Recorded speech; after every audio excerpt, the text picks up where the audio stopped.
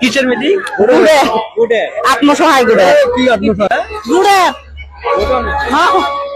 গুড়ের কথা কইছে দেন रायजो राजाफोरनिसिम मोनसे रिक्वेस्ट अन्नानै भिडिअखौ जोबजासिम नाय नङाब्ला नोंथांमोना भिडिअनि गेजेरजों आं मा फोरमायनो नागिरदों रायजो राजानो नोंथांमोना हमनो हानाय नङा गिबियावनो गासैबो रायजो राजाफोरनिसिम आंनि अननाय आरो सिबिनायखौ फिन खेबसेबाव बावहरबाय बेजों लोगोसेनो दिनैनि मोनसे गोदान भिडिअ नोंथांमोन बयखौबो बरायनानै लाबाय आसा खालामो जाय बिथांमोना दासिमबो आंनि चेनेलखौ साबस्क्राइब खालामाखै बिथांमोना आंनि चेनेलखौ साबस्क्राइब खालामनानै लागोन आरो लोगोसे भिडिअखौ जोबजासिम नायलांगोन তেওঁলোকে ভয় খাইছে प्रमद बर'नि नेगेटिभ भिडिअल' बानायो पजिटिभ भिडिअखौनो बानाया हाग्रामानिसो नोंबो बिपिएफनिसो नोंबो होननायखाय दिनैहाय प्रमद बर' सारनि पजिटिभ भिडिअ बानायनो नागिरदोंमोन आङो जायनाखि बिजनियाव इउपिपिएलनि 80थि जोनोम सानखौ लानानै बिथांमोना मोनसे सुबुं गौमा खुंदोंमोन बे सुबुं गौमाखौ लानानैनो मोनसे पजिटिभ भिडिअ बानायनो नागिरदोंमोन आं नाथाय बेखिनि समावनो मोनसे नेगेटिभ भिडिअ फैदेरनानै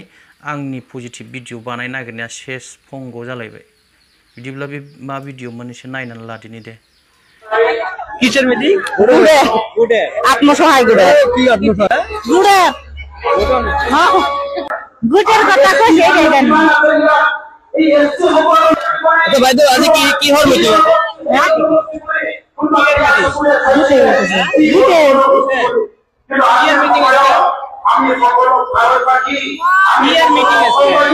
গুড়ের মিটিং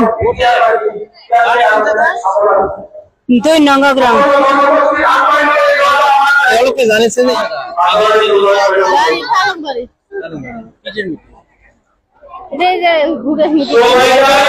গুড়ের মিটিং নাকি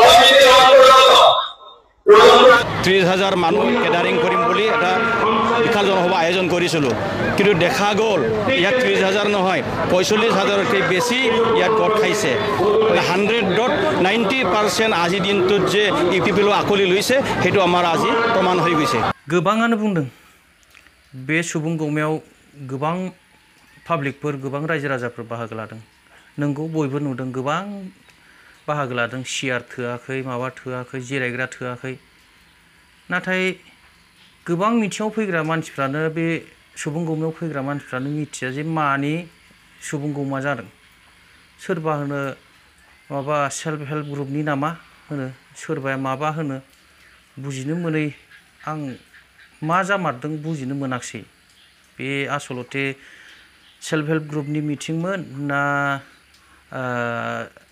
सुबुं गौमामोन बुजिनो मोनाखसै जोंनिथिंजायनिफ्रायबो कयेकजन मानसिफोर थांदों अट' रिजार्भ लालायनानै बिसिनाव सोंनायाव बिसोरो माबा बुंदोंमोन माबा सेल्फ हेल्प ग्रुपनि बिजनियाव मिटिं दङ बेयाव थांनो नागिरदों होननानै बुंदोंमोन ओमफ्राय सेल्फ हेल्प ग्रुपनिबाथ' सेल्फ हेल्प ग्रुपनिसै दा उनावहाय नुबाय माबा सुबुं गौमासोनो दा कनफिउसाव जानानै थांबाय प्रग्रामा जेना हक रायजो राजाया मा बिजिरो बे नुथायखौ नुनानै रायजो राजाफोरनि आखायाव थाबाय मिडियाफोरनि सिगाङाव प्रमद बर' सारा मा बुंखो बेखौबो एसे नायनानै लानांसिगोन सारा मानो खालि नरेन्द्र मदि मामामोनखौल' मानो इसिबां बाख्नायबाय थायोथाय बुजिनोनो मोनला बेखौबो सारखौ सारा खालि गासिबो क्रेडिटखौनो बिसिनावल' हरो दिनै बिटिआरआव माबा जादों दिनै बिटिआरआव बेसेबांबा खौथि फैदों उमुगा हरदों एरखम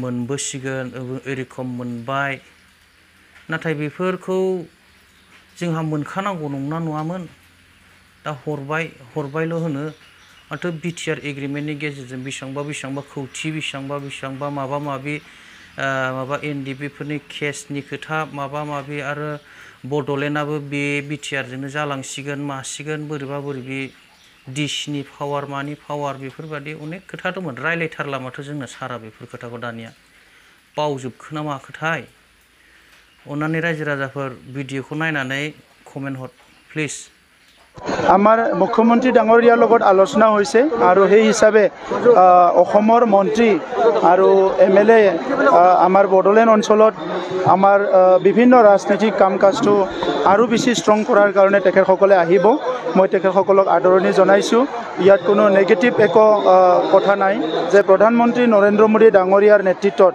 ভাৰতবৰ্ষখন স্বাধীনতাৰ ৭৫ বছৰত কেনেকৈ আগবাঢ়ি গ'ল সেইটো সকলোৱে দেখা পাইছে। অসমত প্ৰথমবাৰ মুখ্যমন্ত্ৰী হৈ ডক্টৰ হিমন্ত বিশ্ব শৰ্মা ডাঙৰীয়াই প্ৰথমবাৰে এটা ডেষ্টিনেশ্যন ছেট কৰিলে কি ভাৰতৰ ৫টা উন্নত ৰাজ্যৰ ভিতৰত অসমখনো থাকিব লাগিব। ৰাজহুৱা সভাৰ আয়োজন কৰিছিলে UPPLে তেখেতসকলৰ নিমন্ত্ৰণ ৰক্ষা কৰি আহিলোঁ। भिडिअखौ नायनानै माबायदि मोनखो रायजो राजा नोंथांमोनहा? अथुल बरा बिथाङाबो फैनांगौ नङामोन, UPPLनिफ्राय हरनाय इनभाइटेसननि मान सन्मानखौ लाखिनो थाखायसो बिथाङा नुजाथिफैदों। मा बुंनो नागिरखो बारा मोजां मिन्थियाखिसै आङो, अन्नानै कमेन्टआव लिरनानै हरदो। क'क्राझारनि मागुरमारियाव थांनाय साननैसो सिगां जिहेतु मानसि बुनाय घटना जादोंमोन, बे घटनाजों लोब्बा थानाय सानै गुन्दाफोरखौ पुलिसा हमनो हाबाय। बेजों लोगोसे माखासे गुन्दाफ्रा खारनानै दं होननानै खौरां बिजोङाव फोसावनायखौ जों नुनो मोन्दों। সন্দেহত ধাউলিগুৰিৰ মেধা ব্ৰহ্ম আৰু জাউলিয়াপাৰাৰ মুক্তাৰ আলী নামৰ লোক দুজনক নিৰ্মমভাৱে প্ৰহাৰ কৰিছিল। মৰেল পুলিচিঙৰ ঘটনাৰ সৈতে জড়িত 2 যুৱকক আটক। আটকাধীন যুৱকটোৱে ক্ৰমে মাগুৰমাৰীৰ কৌশিক মণ্ডল আৰু ৰিংকু ৰায়। ঘটনাটোত জড়িত আন কেইবাগৰাকী সম্প্ৰতি পলাতক হৈ আছে।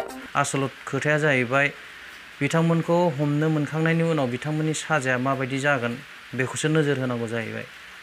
आरो बेजों लोगोसे जोङो मोनसे खोथाखौ गोसोआव लानांगोन, जों मानो दासिमबो आलाय सिलाय बेबायदि दाय गैया फोदै गैया मानो बुजाबाय थानांखो?